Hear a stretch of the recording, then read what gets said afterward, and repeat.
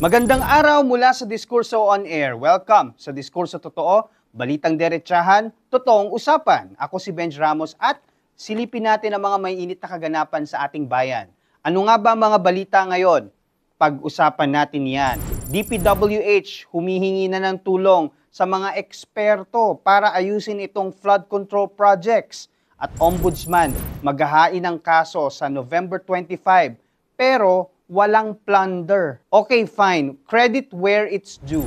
At least ngayon may ginagawa raw ang DPWH para ayusin tong mga palpak na flood control projects na to. Vince Dizon even called in big names such as Mahar Lagmay, Carlo David at iba pang mga eksperto para siguraduhin daw na science-based at maayos na finally itong plano natin for 2027. Sounds good, di ba? Finally, may logic na bago magpatayo ng kung ano-ano mga proyekto. Pero kung matagal ka na sa cycle ng pamahalaan, alam mong hindi sapat ang mga magagandang plano. Kasi sa sistema natin, kahit ang pinaka-scientific pa na proposal, madaling natatabunan o nalalagyan ng politics. Sabi nga ni Dizon, may mga flood control projects dati na walang kaplano-plano. Walang plano pero merong budget. So imagine, kung ngayon pa lang ito inaayos, ilang taon na pala itong hindi maayos.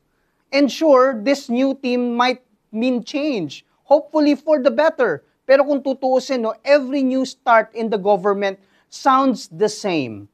May task force, may committee, may mga technical working group. Pero kung walang transparency, kung walang tunay na pananagutan, madali rin niyang mauwi sa pagiging flood control projects na walang control.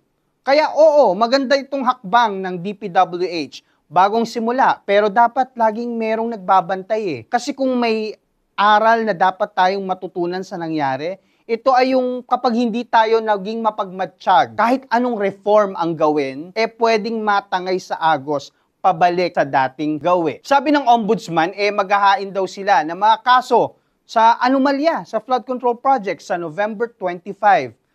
Pero walang plunder. Ang mga kasong isasampa malversation, bribery at falsification. At ang sabi ni Boying Rimulya, plunder is overrated. Mas madali raw mapatunayan yung ibang crime. So yung galit ng tao, hindi lang simpleng reklamo.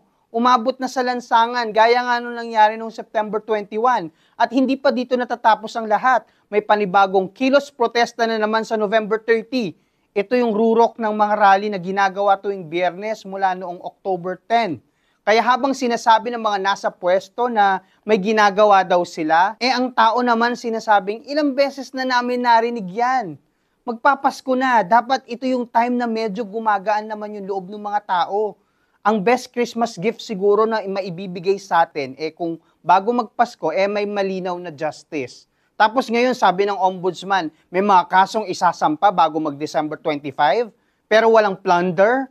Ang paliwanag pa, plunder is overrated. Kaya ganyan, parang sinasabi na rin nilang okay lang yung maliit na korupsyon, walang maliit, malaki. Basta wag lang daw masyadong halata or wag mahuli.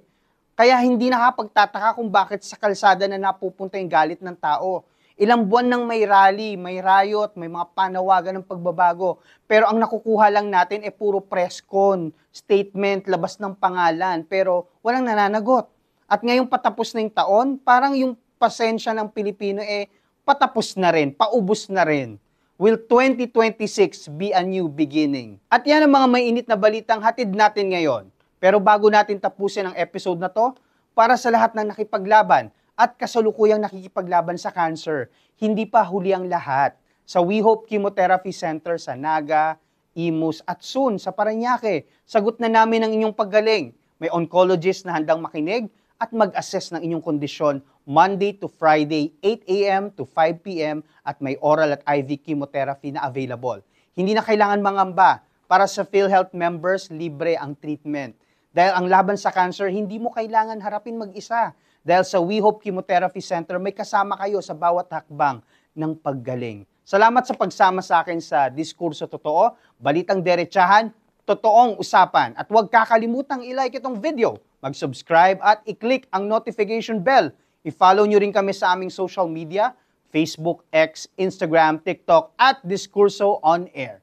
Pwede rin kami bisitahin sa aming website, diskurso.ph. Muli ako ang inyong host, Benj Ramos, at patuloy akong maghahatid sa inyo ng mga maiinit na kaganapan sa ating bayan hanggang sa muli nating diskurso.